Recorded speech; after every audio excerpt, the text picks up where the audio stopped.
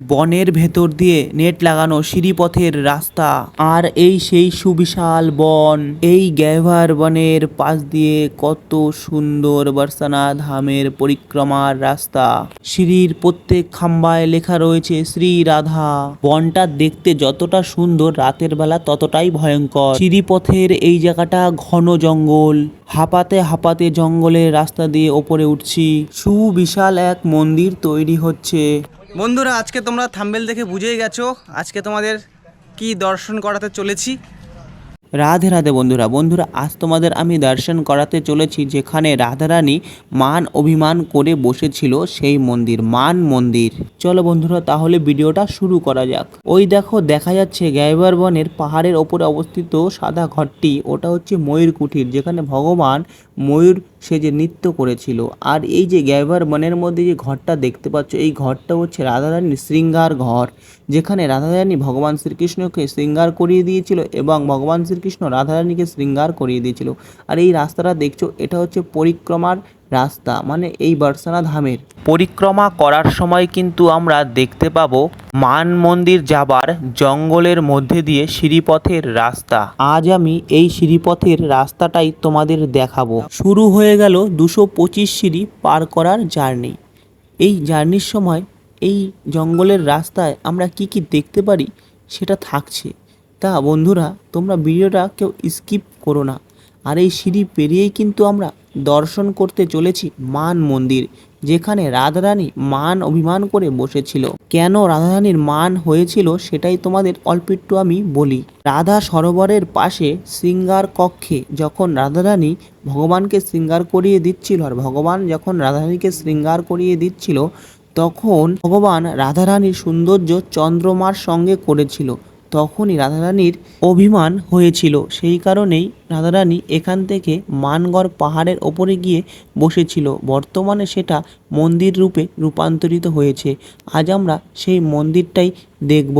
সিঁড়িপথের ওপরে কিন্তু এই রকম লোহার নেট দিয়ে বাঁধানো রয়েছে। সিঁড়ির দুপাশে ঘন জঙ্গল। সিঁড়িপথ দিয়ে চলার সময় কিছু কিছু জায়গায় এত জঙ্গল যে ভয় লেগে যায়। রাতের বেলা এই সিঁড়িপথের রাস্তাটা এক ভয়ঙ্কর রূপ নেয়, কারণ সব জায়গায় লাইটের ব্যবস্থা নেই। পুরো ঘুটঘুটে অন্ধকার।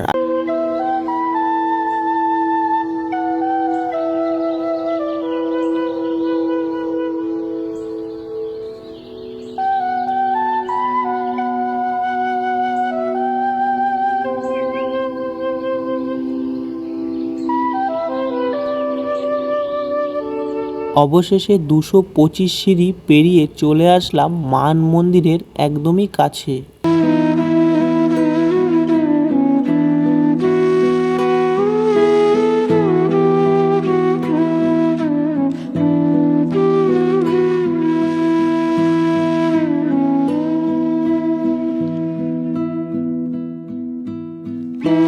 এটাই হচ্ছে মান মন্দির। কয়েকটা সিঁড়ি পেরোনোর মাত্রই আমি এখন মন্দিরের করিডোরে প্রবেশ করব।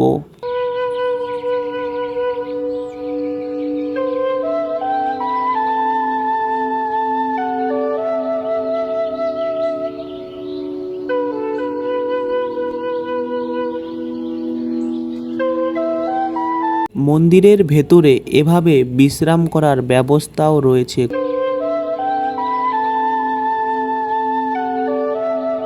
এই মন্দিরে ভোর 4টে থেকে রাত 11টা পর্যন্ত এইভাবেই কিন্তু ভজন কীর্তন চলে।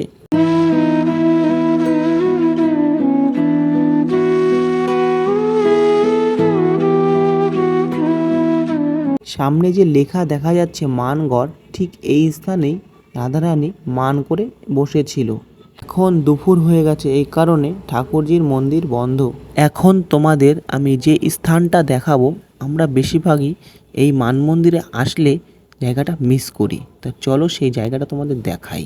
মান মন্দিরে ঠাকুরজিকে দর্শন করার পর বেরিয়ে আসলেই এক পা হাঁটলেই বাঁ দিকে রয়েছে একটা দরজা। সেখান দিয়ে প্রবেশ করলে এই মান মন্দিরের ভেতরে খুব সুন্দর একটা বাগান, যেই বাগানে কিন্তু রয়েছে ভোলেনাথের মন্দির। আর এই সেই ভোলে বাবার মন্দির।